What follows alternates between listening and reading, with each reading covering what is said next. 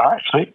Boom. Testing one, testing two, testing red, testing blue. Yeah, I look good. Let me see if I sit back a little. Good. Awesome. That sounds good. Alan, give me a test or two. Yes. I like toast. Oh, What do you like on your toast? I'm a pretty simple guy. I like jelly and butter. That's about it. What's your favorite jelly? I'm torn between strawberry and grape personally. I I do enjoy the occasional honey marmalade though. Mmm. I like it all. You really can't go wrong with me. And with that, kids, welcome to Smafcast, episode 25. This will be. And I know that for sure because I uploaded episode 24 today. So if you haven't listened to that yet, boom, baby, go over and listen anywhere you get your podcasts served to you. The Saber Martial Arts podcast is available. And now that includes YouTube as well. Starting with last Tuesday's, well, actually, it got released today, but we recorded last Tuesday. Starting with last Tuesday's episode, we are going to try to get all of these audio files up on YouTube as well. So, some of them may have video attached with them, but for the most part, at least the audio versions, if you don't consume podcasts via outside apps like Apple Podcasts or Spotify or Podbay or anything like that, then go onto YouTube. Everybody goes on YouTube, and you'll be able to find any Smafcast episode from here on out. Hopefully, fingers crossed, making sure everything gets uploaded appropriately. Should be available on the YouTube channel as well. There's a podcasts tab where you can find them, as well as a under the playlist tab. They start their own playlist automatically when they're a podcast. So go. You really have no excuse not to listen to Smafcast now. The only excuse is you're too much of a nerd for a nerd show. Right. But this is a pretty nerdy show, so if you're that big of a nerd, it's still not an excuse. Alan, how are you? How's it been over the I'm last doing week or good. so? I'm doing all right. Staying busy doing a lot of different projects. So yeah. What's what's the Marshall flavor of the week for you? Anything in particular? Anything different than what we talked about last week? Anything in addition? Not really, just kind of refinement. So you much like a sculptor, first you get the shape and then you get the detail Mm-hmm. and then you get the fine tuning detail and Mm-hmm. so on until you actually have something that you hopefully are proud of. That's kind of where this whole thing goes. And because I only do it really um, once a week, it's not really the daily grind that I used to have. Right, So right. it's a much more embrace the process kind of thing. A lot more what you probably want to do anyway, right? Right. Yes. That's why So you have other projects to work on. last week, for anybody who didn't hear it yet, first of all, hit pause, go back, listen to last week's episode. But we talked a lot about Alan. Alan was doing some rope dart and Mhm. what's the tum, tum, uh, Meteor hammer. meteor hammer. I was thinking hammer, Yeah. hammer, which is another form of rope dart, right? And very very interesting conversation. And if you're thinking, well, what the hell does that have to do with lightsabers? Um, Go back and listen. It was a fun conversation. And as far as like talking about refinement, things like that, we talked a lot about traditional weaponry, in particular the flexible weapons last week. So if nunchucks or rope darts, things like that, that's something you're interested in at all. We dabbled in that, and we'll probably dabble in that in the future, especially as we talk about forms like Ataru more, forms like Soresu more, and depending on your flavor of pronunciation, I prefer Neiman, but there's the old Nyman as well. Uh, Form 6. Right. Those particular forms, I That's feel the like, problem with made up words yeah, right. that you never actually hear. It's actually all Yeah. conjecture. Oh man. Yes, George Lucas, he'll still call it a laser sword, right? So it is what it is. Right. Uh, but I feel like as we talk about those particular lightsaber forms, the flexible weapon talk will come up again, because a lot of the footwork and certainly some of the more dangerous blade manipulation can be paralleled with some of those weapons. So anyway, um, I guess I'll give you an update on my week in martial arts. I've been talking a lot about kind of opening up a little bit with like combos and things. Mostly MMA teaching, but really trying to get people to focus on it's not boxing and then kicking and then wrestling and then grappling and then clinching. It's punching with kicking with wrestling with grappling with clinching with elbows with knees with right. It's all the stuff at once, and how do you get that not to be overwhelming for you, to the point where you can be comfortable, like the way I kind of explained it tonight to a student. She's not a beginner, but she's not really advanced either, and she's not young. She's in her 40s, and physically, I would say she's not in American Gladiator's shape, but she is really really sharp in terms of her eye for technique and making herself better. So she's really good. Like when I tell people about her, I tell her she's good first, and so what she's been working on is exactly that, because she was saying tonight, oh, I feel like I go in and then I punch, and then I come out, and then I go in and then I kick, and then I come out, and then maybe somebody comes in for a takedown, so then I have to go into the underhook mode and worrying about hips and this and that. And I was like, yeah, no, you have to start putting a little spackle into those seams, putting a little bit of grout in there, and smoothing out those edges, because it can't be one then the other then the other. It has to be one with another with another with another. And it's a subtle Mhm. difference in language, but it's a huge difference in practice. But Right. it's tough. It's not easy. Even for advanced people, that's really a tough concept to start putting into actual physical action.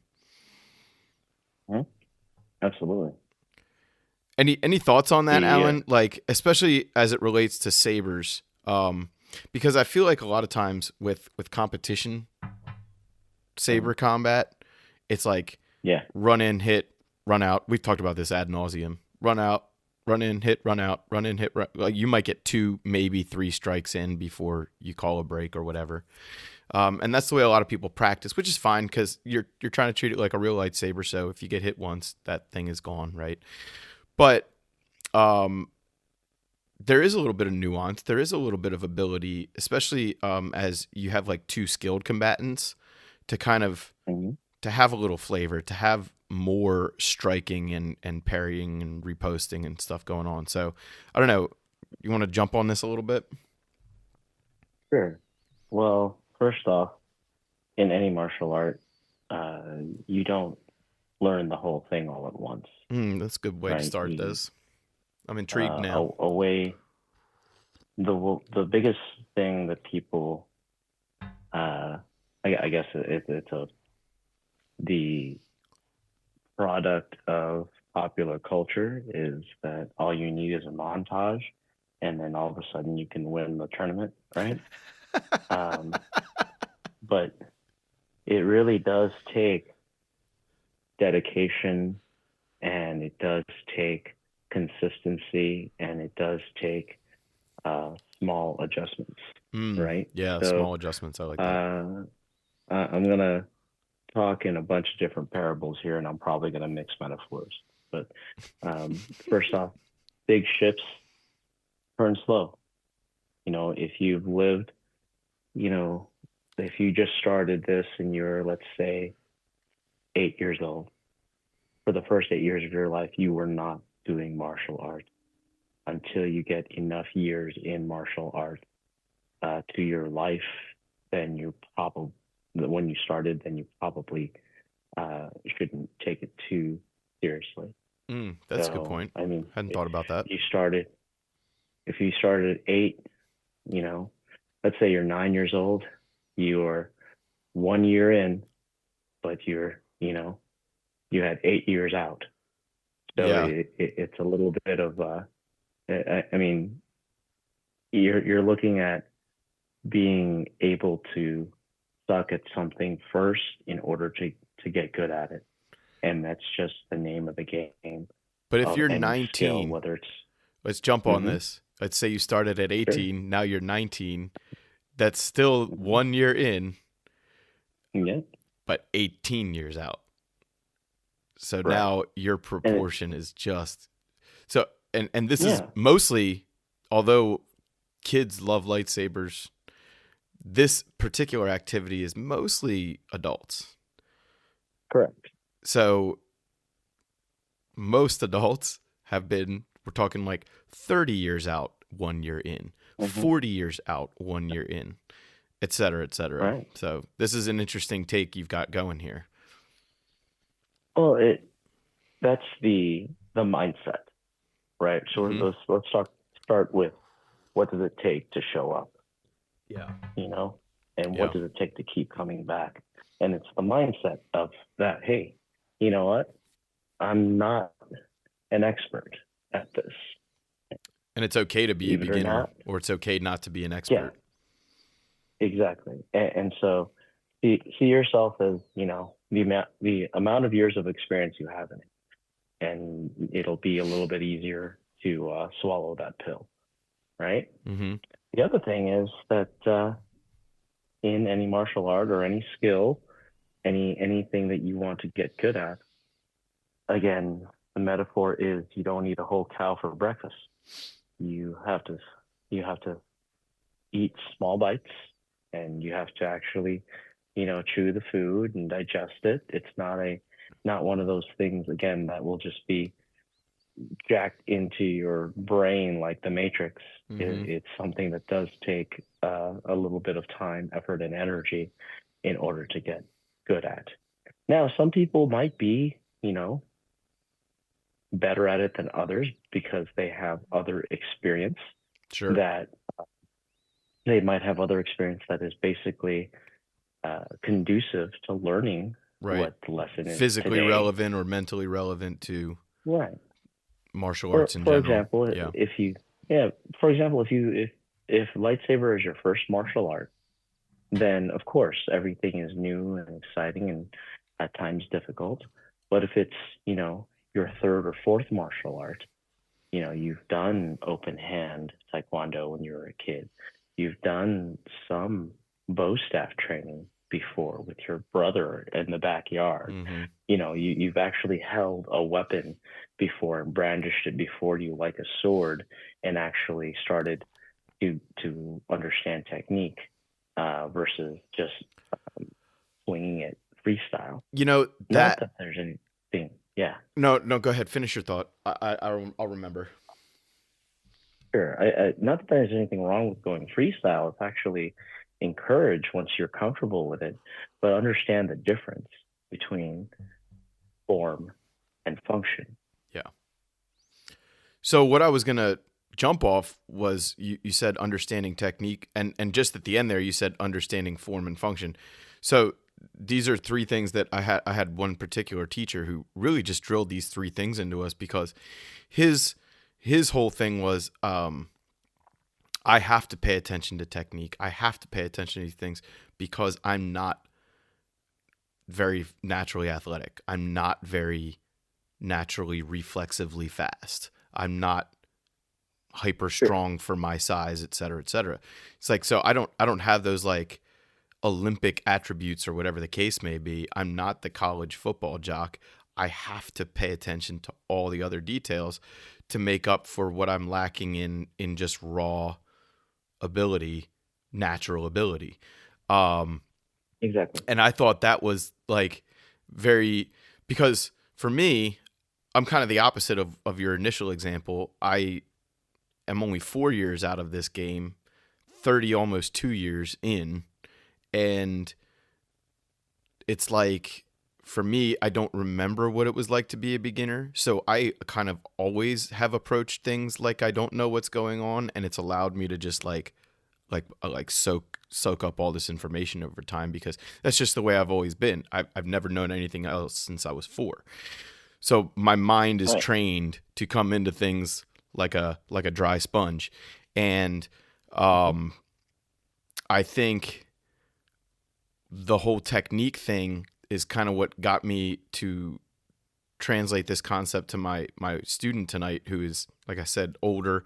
She's 40 years out, 3 years in. And so Mhm. for her, she understands, she's also a school teacher, so she understands like what technique means, what getting the rudiments down means.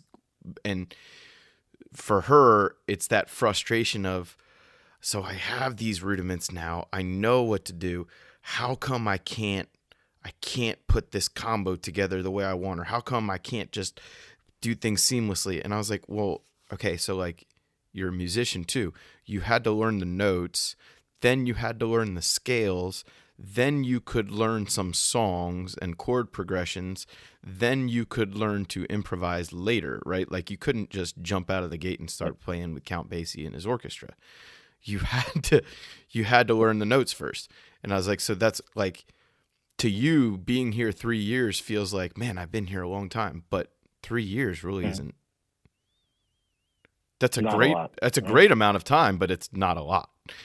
Um, Mhm.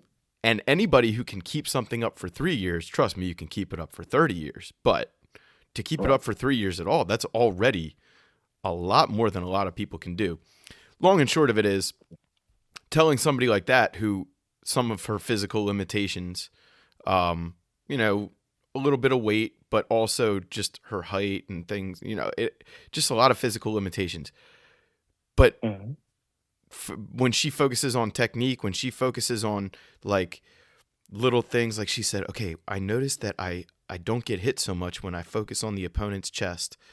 Like, you told us to focus on their chest, but when I actually focus on it, it's like I get hit so much less. There you go. You Mhm. might know Mhm. the information, but it took you how many months since I said that the last time to actually put it into action? And that's okay. It's okay to come into things when it's time for you to come into things. It's a tough concept. I've been Right. juggling a lot with it lately, because I have a few students from kind of all over the spectrum, skill wise and experience wise. So, um, and they're all sparring together. You know what I mean?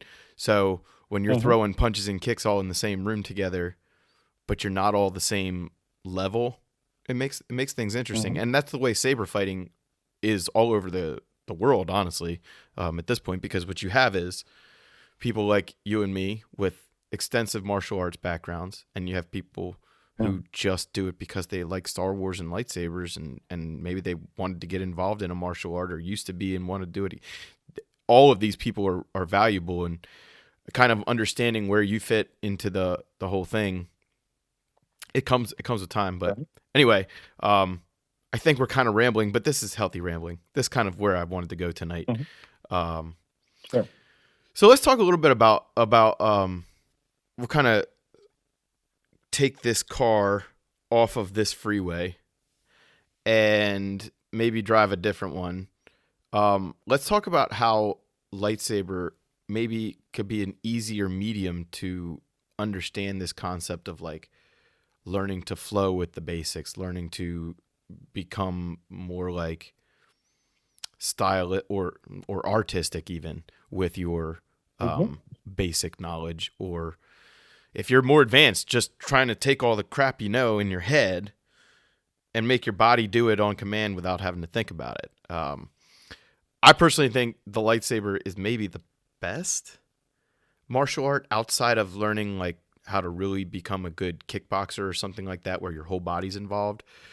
Because the lightsaber has that whole 360-degree blade thing, and we talk about that ad nauseum too. But that's a really big Mhm. advantage if you're trying to understand motion, to be able to go one way and then to go exactly the opposite way and have the same effect. What I mean is, if I cut from a shoulder down to a hip in a forward motion, and then I cut backwards with the quote unquote spine of the blade from the hip Mhm. back to the shoulder, it does the same thing. It cuts exactly the same way. Whereas if you were to do that with a katana, obviously, there's an edge on one side, there's a spine on the other. Or if you were to do that with a longsword, you've only got two to choose from. You couldn't do that with the side of the blade and make. So that becomes very interesting because you can kind of, I don't want to say slop your technique, but you can adjust your technique to become something that wouldn't be lethal with another weapon would be lethal with a lightsaber. If that makes, So, I don't know where I'm kind of, I know where I'm going with this. I don't know if I'm saying it correctly or clearly. all right. There is a couple of different things you can go with as far as an example that you can use in order to teach the basics of lightsabers. So the first thing is if you treat a lightsaber as what you've seen in the movies and in the media that you've absorbed, then it becomes a little bit easier to teach as long as you have the same basis of reference, right? So if I start talking about some obscure Legends comic, then my student probably does not have the same amount of, uh, I guess, reference for Yes. that, right? Yes. Yes. But if I talk about, hey, remember in A New Hope when Luke is just blocking side to side? This is what he's doing. Yes. Yes. The analogy works a little bit better that way. Whenever people start to get really heady with stuff, it seems to take away from what's actually happening. Mm. What I like to tell people is like, if I'm actually doing my lightsaber form, if I do switch out my weapon into another sword, I should be able to figure it out, right? Mm. You are talking about something that is representative of a 360-degree blade, yeah, but there are still movements with it that you can use from longsword, from katana, from foil, epee, saber, Yeah. all things. And the beauty of it is the fact that you can use it as any type of weapon, depending on the length of the saber, the length of the hilt, right? So if you are teaching lightsabers, if you are listening to this podcast, if you are a martial arts teacher, that wants to get a little bit, fun and involved, it is that. It's all those things that you need to teach and keep somebody inspired or just even aspire to whatever your next lesson will be, Yeah. because then they have something to reference to. Yeah. So if I'm like, hey, tomorrow we're going to learn Suresu, some of you might know that that's Obi-Wan Kenobi style. So we're going to be doing a lot of deflections. We're going to be doing a lot of blocks. Right. We're going to do a lot of defense. And then people will go, oh, I know Obi-Wan Kenobi. Oh, yeah, he was in Clone Wars. Oh, yeah, he does do a lot of defense. So you have a little bit more reference material to actually teach. So, like, the Chinese martial arts, open hand, there's a lot of movements that are based on how animals move. Mm-hmm. So, like, whenever people don't know what that animal is, it's hard to teach them what that animal is, right? So if I go, I know hey, what you mean. we're doing monkey style kung fu. Some people go, what kind of monkey? And some other people go, I've never seen a monkey do anything but sit there and eat a banana. Right. You know, And it's some like, people, a okay, gorilla is the same thing as a monkey. right. So it's a little bit different, and it's hard to actually say. That's why a lot of the Chinese martial arts have phrases or poetry to them, Hmm. so that you can understand, oh, this is the intention of this idea. Right. Example, in Tai Chi, there is a series of techniques that's called grasp the swallow's tail. Grasp the swallow's tail. That's harder What to the say than heck it is to is that? do, probably, right? Yeah. So, believe it or not, it's 5 different techniques. Right. Actually, it's 5 different movements turned into one. It's a series of movements. It's a combination, actually. Right. Right. So if I were to tell the story of Grasp Swallow's Tail, then it's I have a bird cage in my hands. One hand's on the bottom of the bird cage, one is on top of the bird cage, and I open the door with one of the hands to let the swallow fly up and away. Then you can see, okay, well, the hand that was on the bottom of the bird cage will have to come up because the hand that's on top of the bird cage is holding it. Okay, so I know that my bottom hand has to come up. Okay, that opens the bird cage. Oh, okay. In the story, the swallow flies back, so we turn over our hands and we pull our hands back as if a bird was coming back and landing in your other hand. Okay, so that's where the swallow grabs the tail. So I grab his tail because the swallow has a big long tail and it's sitting on my wrist. Okay, so I use my other hand to press against my wrist to grasp his tail so he doesn't fly away from me the second time. Okay. Now I try to get him to go, so I actually start to move my hands forward. Okay, now the next technique in that is to actually pull the hands apart again so that you can start to let him go again. So the whole idea of grass swallow's tail is told in these techniques and movements, and being able to push away a bird. But it's just called grass swallow's tail, but there's like 5 different techniques in it. Mm-hmm. So whenever you are teaching, and you can teach by example, by by that I mean, one, you know how to do it, and two, you give an example of how to Yes. Yeah. use Yeah. it. Yeah.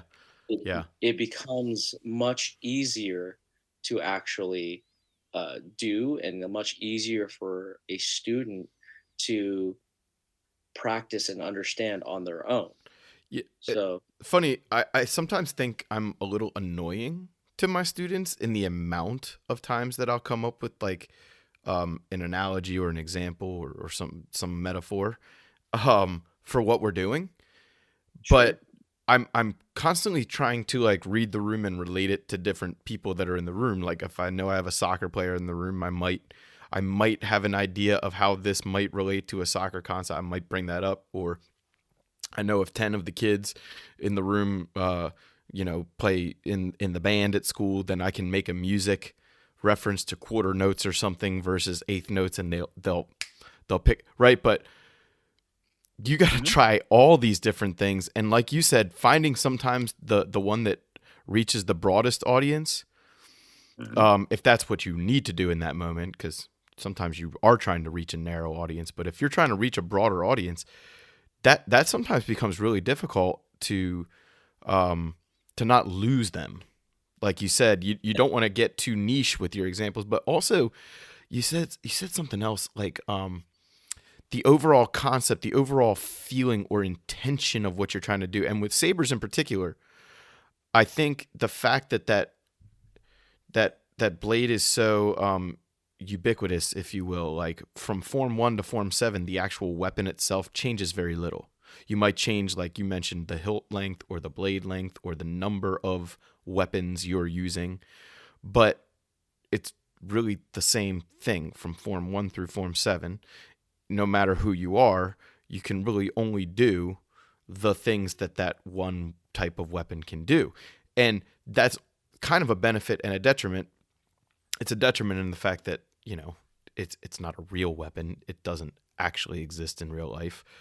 But it's a benefit in the sense that, like you said, when you become proficient, like if this is your first martial art or your primary martial art, and you become proficient enough in, let's just say, your version of form 1 or your basics form, or you know, you get to that intermediate level, then you go pick up a longsword. Just because you can swing the quote unquote flat of a lightsaber against something and cut it doesn't mean that you're not going to understand that you can't swing the flat of a longsword at something and cut it.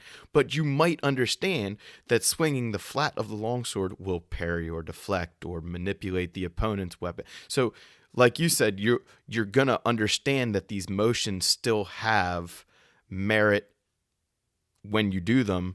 You might just have to adjust the intention or adjust the concept that you're practicing with the same motion.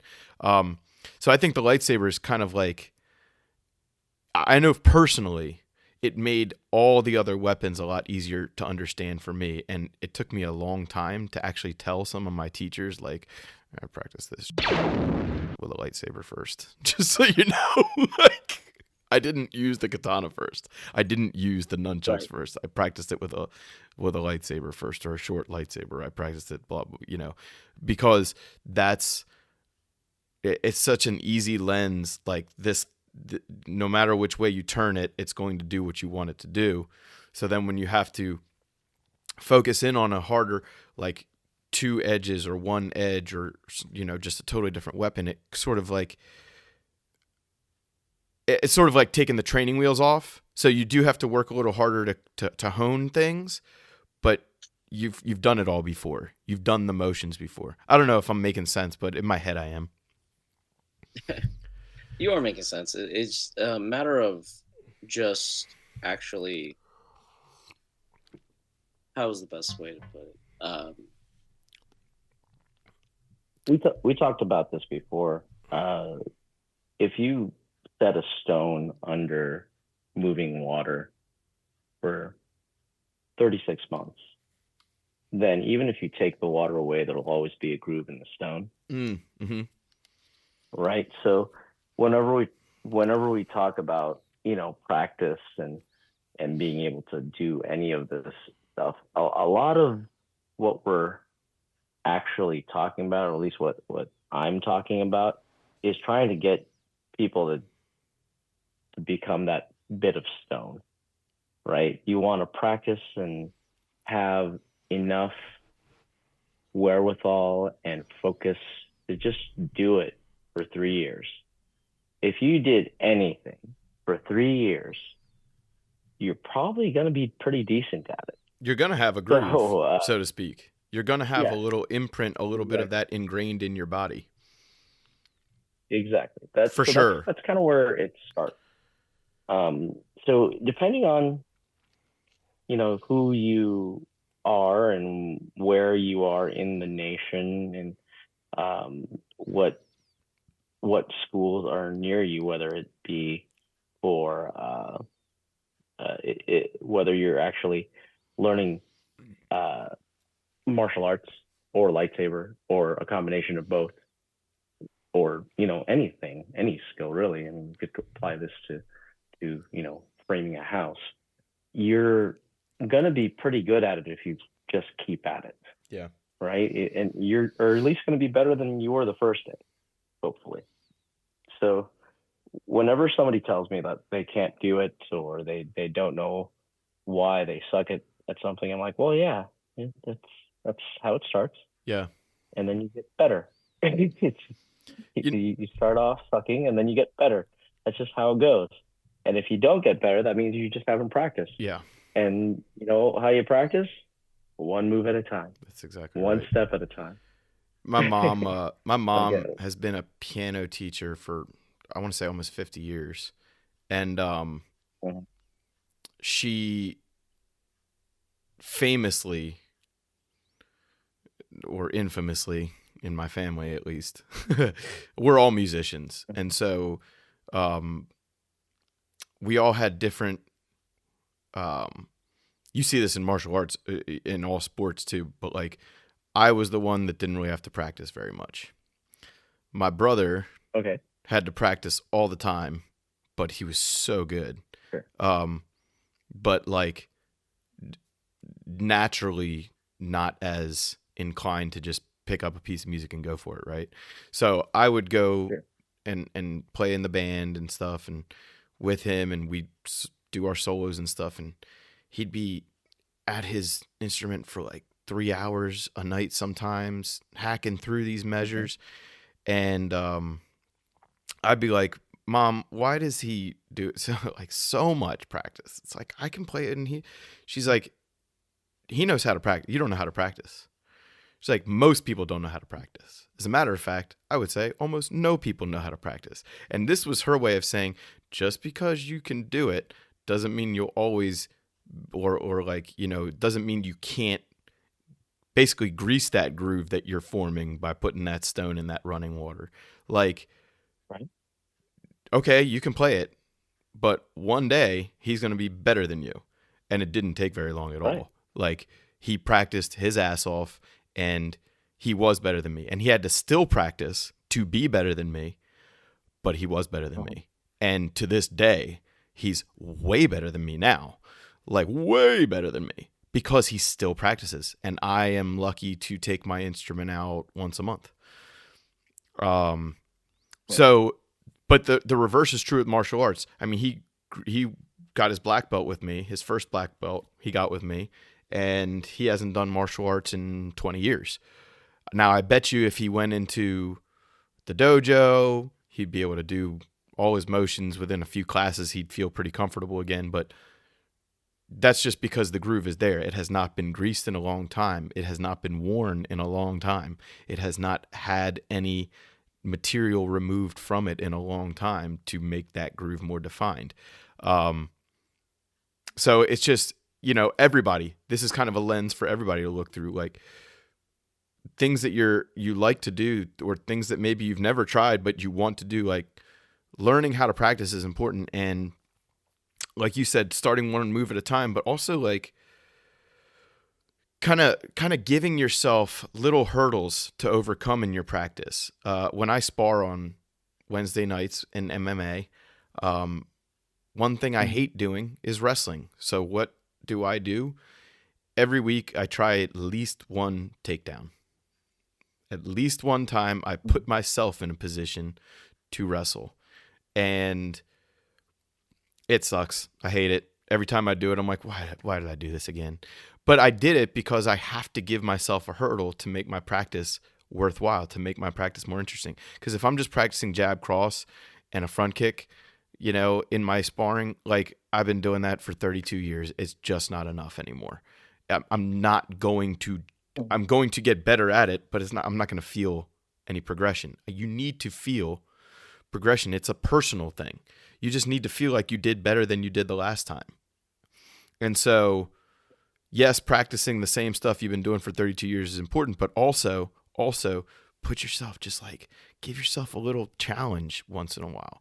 Okay, I've got 3 minutes of shicho. I'm going to practice all my shicho velocities for 3 minutes. But the next 3 minutes, I'm going to do it with my eyes closed. Oh, okay. That's like a simple thing you can do, but I guarantee you it's going to screw you up.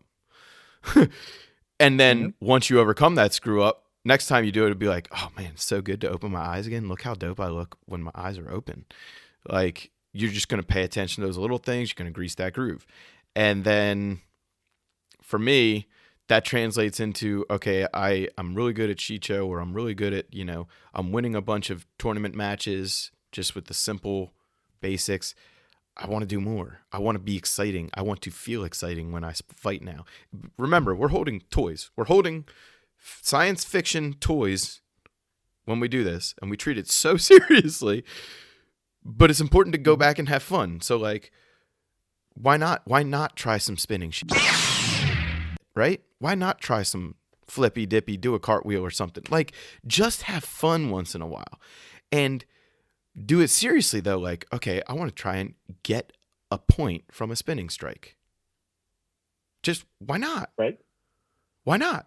If you're already at the point where you know how to do a spinning strike, do it. Like, just have fun. Mhm. You know, if you're not in danger of Mhm. getting knocked out or losing money over the situation, like, what do you have to lose? You got to give yourself these little hurdles to overcome and just have fun with it. You know, try the takedown, so to speak. This metaphorically speaking.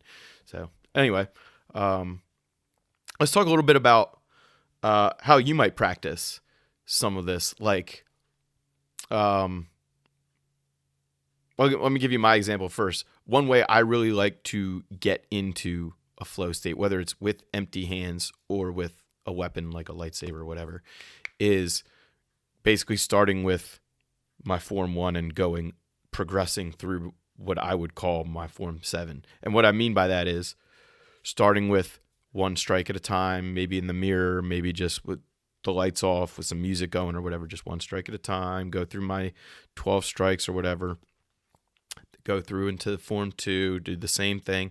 And then what I'll do is I'll go back into start over again, and I'll just go through kind of like what I was saying. If I cut downward this way, the next cut's going to be with the back of the blade. Then the next cut's going to be with the side of the blade. Then the next cut's going to be with the front again, just to give myself another little, like just change one thing to make it more difficult.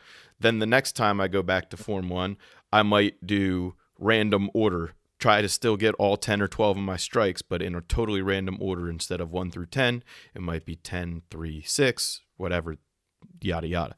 So for me, that's kind of what I like to do when I'm practicing alone, is to give myself like a progression like that. With empty hands, it might be I'll start out with straight punches. Then I'll go to straight punches and straight kicks. Then I'll go to round punches, straight kick, et cetera, et cetera, et cetera. And I just kind of add one thing in. There's lots of different ways you can break that down. That's kind of an example. What might you do? What's something you might do while you're practicing alone? Well, let's address something really quick. The difference between talent and skill. Okay. Right. Yep. So basically, the best way to look at it is talent is like an ability that's gifted, something that is natural, right? Yep. Whereas skill is learned and developed, an ability which you put your time, effort, and energy to develop. You're absolutely right. So if you take hours and hours on whatever craft you're thinking about, that is skill. But it usually, talent is the spark that creates the skill. But talent is nothing without dedication and discipline, right? If you are persistent and consistent, I mean, that in itself is a skill that you actually have to develop, is consistency. You have to develop persistence. And basically, as you are doing anything, whether it's swinging a saber, punching, kicking, whatever it is, you know, there is the only thing that cuts through any sort of distraction or delusion is the skill. So it's like, if you are talented in something, chances are you picked up something and was really good at it. But like your example between in music, right? The person that actually worked on it becomes more persistent and becomes more better skillful at doing more things. Yes, and is able to do more things with it. Yeah, I rather agree. than just picking it up. I agree with you. If you're looking at any of that stuff, because whenever you have a work ethic, a mindset that allows you to keep on getting better, that in itself is something you can work on. That mindset is a skill that's brought upon by talent. So it's kind of like skill is stoking the fire, but talent is the spark starts the Yeah. fire Yeah. in my mind.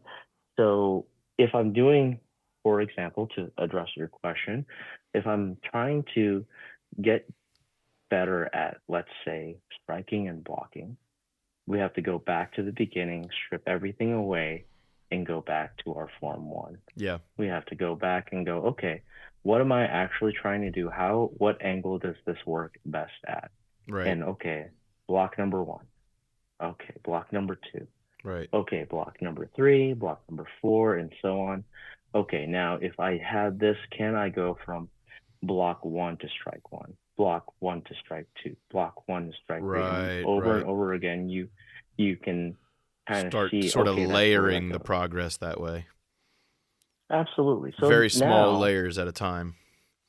yeah, so now you have something to go for, and then you'll inadvertently, and I've done this many times with Chinese martial arts, you go, oh, I'm just doing that same movement from this other form. Right. Oh, okay, so this is how either this person figured out that this movement works like this, or maybe I'm doing something wrong because it's not working as well as it should. Okay, can I turn my hand? Can I move my body? Is there a way for me to figure out where this comes in?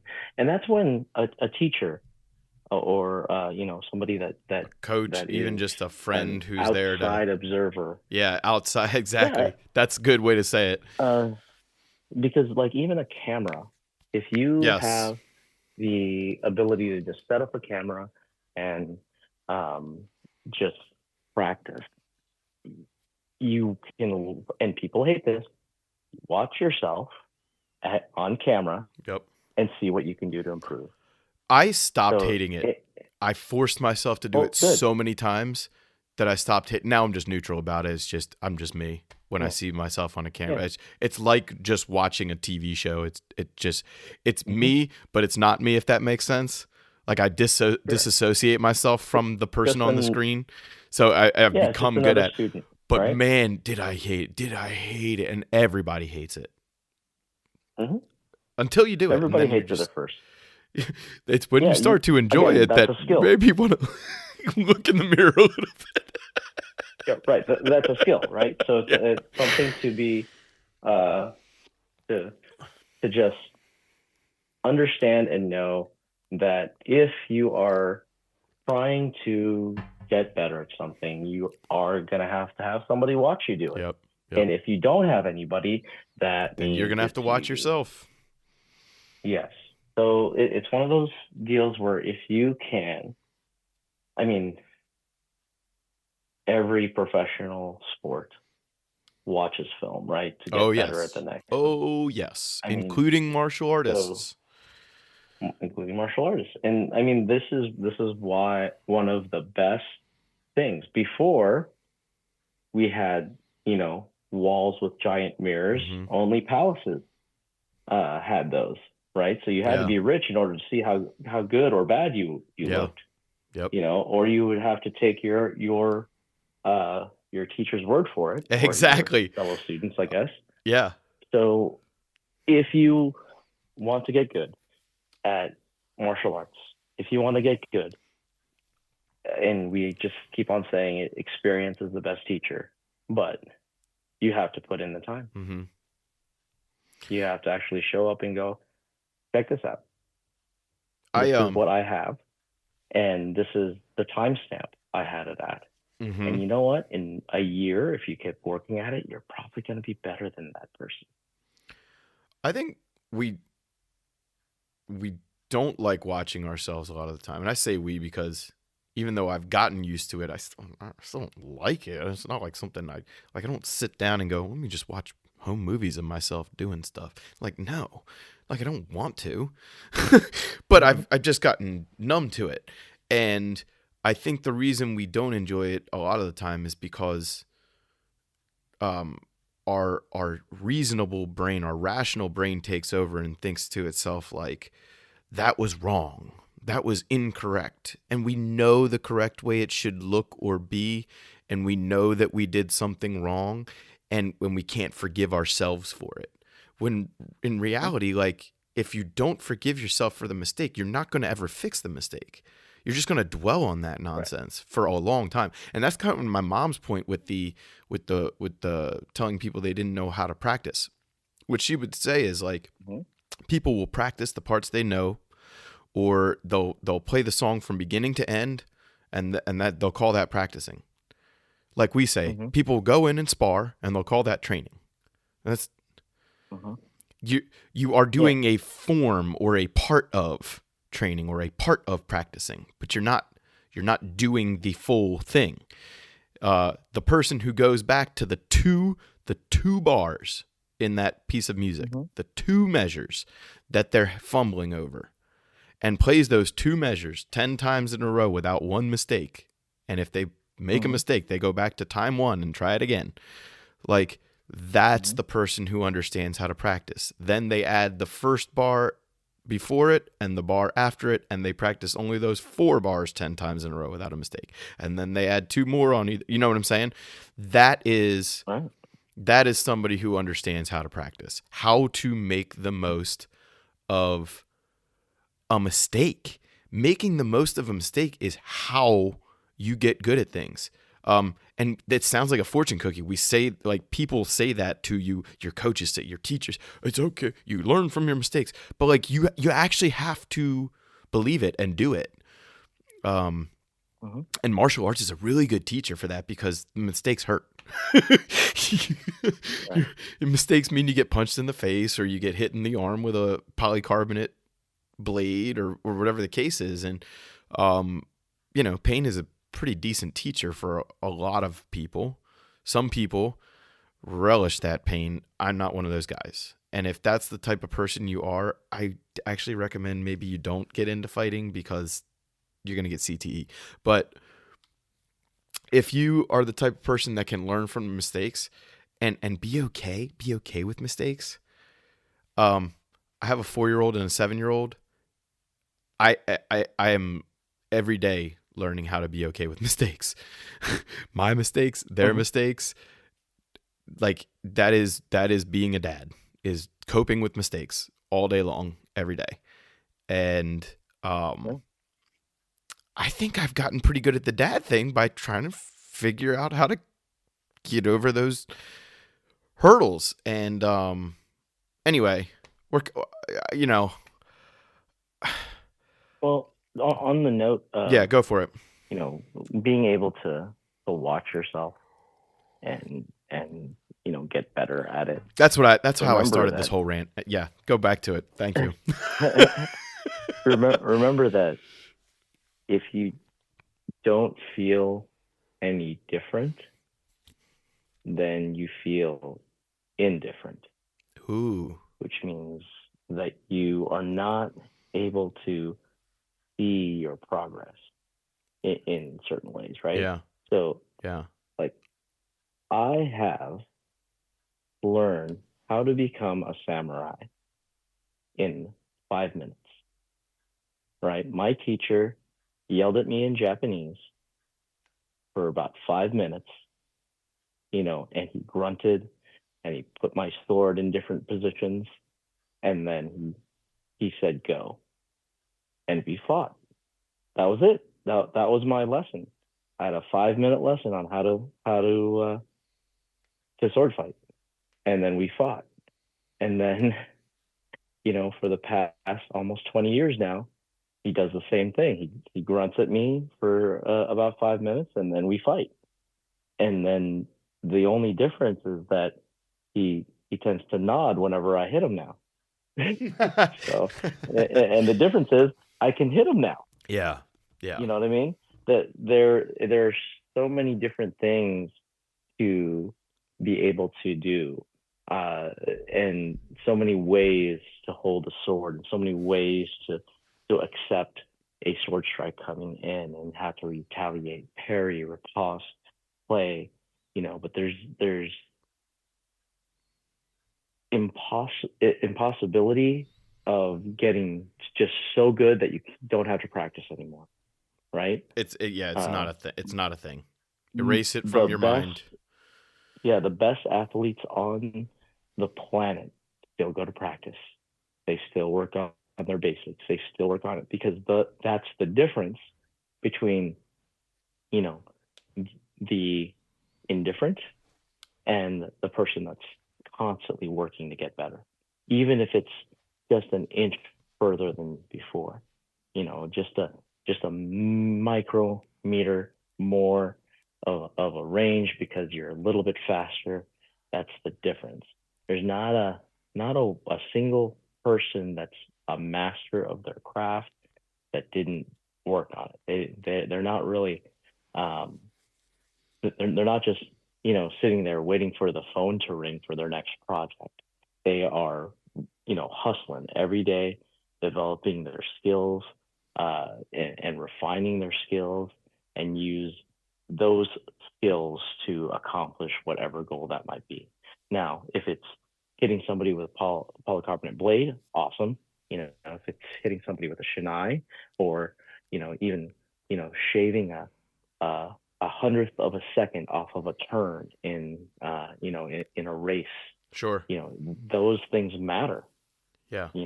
Every Olympic athlete I know is constantly in the gym, just there, mm-hmm. even when they don't want to be. Yep. They're just there, just yep. trying to see, okay, maybe if I do this a little bit differently, I can get a little bit faster. Yeah. Or if I stretch a little bit more today, maybe I can build a little bit more. Well, and being surrounded and steeped in the culture of whatever you're pursuing, like you said, sometimes they're just there. They're not even like doing anything. They're just, but they are doing so in their minds. They're watching. And I know you know this. I know this is what you mean, but that's what they're doing. They're getting better because they're steeping themselves in the culture of it. And like, if you want to get good, you have to develop your eye just as much as your own physical, attributes and skills and things. You have to develop the eye for things too, and watching others, being around others, asking questions, of course, but watching good, watching bad versions of the things you're doing, and understanding the difference. Because then when you look in the mirror, or when you watch the video of yourself or whatever, your coach says something, you'd be like, oh, you kind of, instead of not having a lens through which to understand what they're talking about, you start to see the way things should look, should feel. You start to go, okay, that's clearly not what I did, or that clearly is what I did. I should keep doing it that way. I pride myself in having like an eye for martial arts, in that I might not have trained a particular martial art before, but I can generally look at what a couple people are doing and go, okay, that's correct, or that person is more skillful or more talented, or whatever the case is. I can generally tell those little nuances, but I've been doing this a long time. I've been watching a lot. I watch way more fighting and martial arts than anybody really should. I spend way more time watching that crap than anybody really should. But because of that, when I watch myself, I know every little mistake I make. And it does drive me a little insane, but I can also look at it and go, okay, I can fix that. I can fix that. Because I know what it should look like. And I think that's an easy thing. It doesn't take a black belt to develop an eye.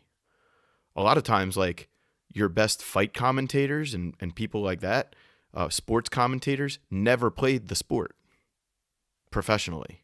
Maybe played it, some of them do, but a lot of them don't. I think UFC, John Anik is the head commentator for the UFC. He never did MMA, and he understands the sport very well. He watches it like crazy. He's made himself a fan, and because of that, he can at least talk about what he's seeing in front of him without necessarily all the technical mumbo jumbo, reaching a wider audience, explaining it to a wider audience in terms they understand.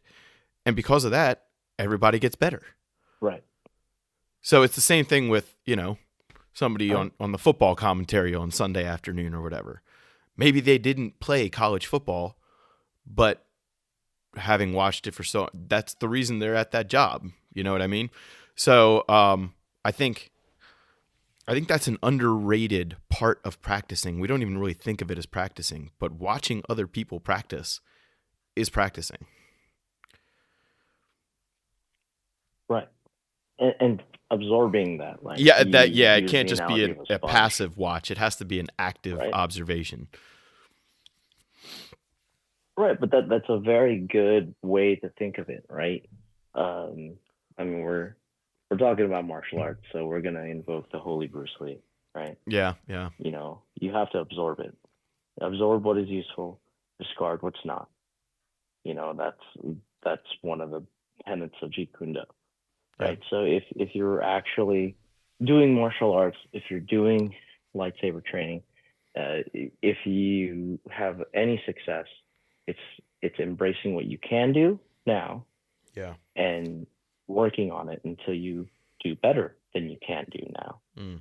You know, and let me put this out there. Whatever you're doing that's not changing, whatever it is, you chose it, Hmm. right? You've heard me say this before, but I'll say it again. If you fight for your limitations, your reward is you get to keep them. Mm-hmm. That's like a lot of food for thought. It, a lot of people, myself included, like we don't like to even acknowledge our limitations at all because that it's limiting. Like for lack of a Yeah, better word, it's limiting to your self-esteem in many ways. Um, sure.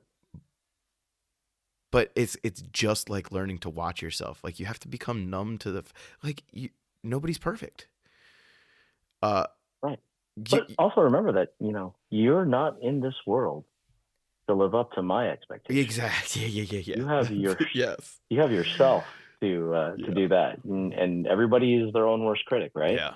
So if I live trying to meet somebody else's expectations, then some most times I'm actually exceeding them. Mm. So Yeah, that's true. because I try to under promise and over Yeah. deliver, and that's just something that is a skill that I've tried to do in my life. Mm-hmm. So hopefully that's something that you can put towards your training. Again, most of this is a mindset, Yeah, I mainly agree. because it will get hard. It just that's just the nature of it. It will get hard. It'll be one of those things. Oh yeah, I used to swing a lightsaber in the park. Yeah, and what made you stop? You obviously had a passion for it because you did it. You did it out in public, even, Yeah. right? So, I'm going through a little um, bit of that you know, myself right now because I have nobody to like fight lightsabers with. Like nobody. sure. I can train martial arts all I want, but Hmm. nobody even thinks about it around here. Yeah, And so for me, trying to steep myself in it has become rather difficult. But right. man, I've been watching a lot of Star Wars lately. And it's like just watching lightsabers on the screen in front of me. Like Hmm. watching martial arts movies. I've been watching a lot of martial arts movies lately. Just to get my brain and my body to have fun with it again. And um kind of like what's the word, remember maybe why I cared in the first place, but also if I don't have somebody to practice with, I gotta steep myself in it somehow, you know.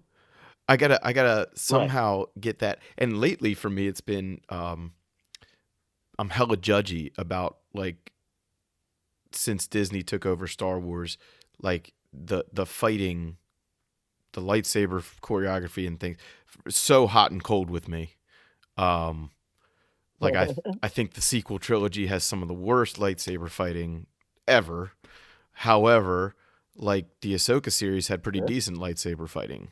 So like for me, I've been going through all these little clips of lightsaber fighting and Jedi Survivor, the video game, and all the styles, and just nerding out in my brain about like, ooh, this is good, this is bad. I would do this, and that to me is getting me in that to that position where now I go to the other room, I pick up the lightsaber hilt, and I start actually practicing, So yeah, even the people like myself who talk a good game about being so interested in practicing, all like, hey man, we lose our motivation too, and we have to find new ways to spark our interest all the time.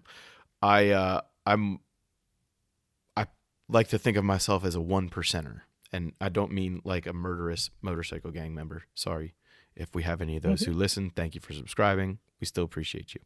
But I'm not talking about being a Sons of Anarchy member here. I'm talking about like in martial arts and in any sport, like really 1% get like to basically like black belt level in that skill, right? 1% of the people who would start and spend, that 4 or 5 year period, the amount of them that you get during that 5 year period, about 1% of them will get to black belt. So then 1% of those black belts will train beyond that. It's like, so I like to think of myself as a 1%er. There's like nothing you can do to keep me out of a martial arts studio. Like I will find one, I will sniff it out, and I will visit there at least once a month if that's all I can do, just to get into it, right? And you don't have to be a 1%er, but when you do the activity, whether it be saber fighting or music or even just like coding your own computer programs and stuff, when you go do that activity you're passionate about, try to be a 1%er for that. Just for that amount of time that you're doing it, like think of yourself as being so hyper interested in this activity, having so much fun with it, that 99% of other people don't enjoy it as much as you. 99% of other people don't care as much as you. Might not be true, but for the 20 minutes a day that you did it, the 5 minutes a day you did it, you were a 1%er. And that to me, that's like a powerful way to kind of take charge of your practice, take charge of your learning a new skill or whatever it is. Yeah. Well, let's leave it on this. Yeah. Passion, whatever it may show up as, right, is basically surrounding yourself with that passion 51% of the time is my definition for it. Like if you spend half your time thinking about it, doing it, living it, watching it, hearing about it, you are passionate in whatever that thing is. I would agree with that. So it reminds me of something that my teacher says about any sort of interest, right? Interest, or in this case, let's use the word passion. Passion is like fire, right? It starts with a spark, becomes a flame, becomes very hot and fierce, but it's still light and flickering, and eventually, if you do the work, the passion actually becomes more mature. It's controlled. It can become like coals, deep burning but unquenchable. They're still there. That's what it would be like.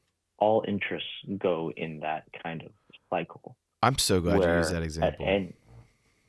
At any moment, you can just add more fuel, and that fire comes back. That's passion. You got the Starbecue passion coming back to me. Oh, you're talking about all these please fire. Some rub now. I'm like, oh yeah, that's right. I forgot. Oh, I just made up some sausage seasoning. Anyway, I'm so glad you used this example. It's 100% true. Anybody who doesn't know, I'm really into cooking, but barbecue specifically is like just a passion of mine that I've developed over the last few years. And the whole reason I got into podcasting in the first place, besides Star Wars, was also barbecue. I used to have a podcast called Starbecue Podcast.